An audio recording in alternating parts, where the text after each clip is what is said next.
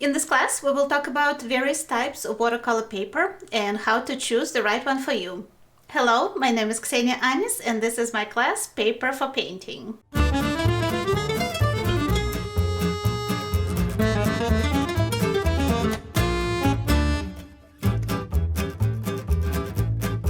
Art is about inspiration and creativity, but it's also extremely important for artists to know our tools and to choose them correctly.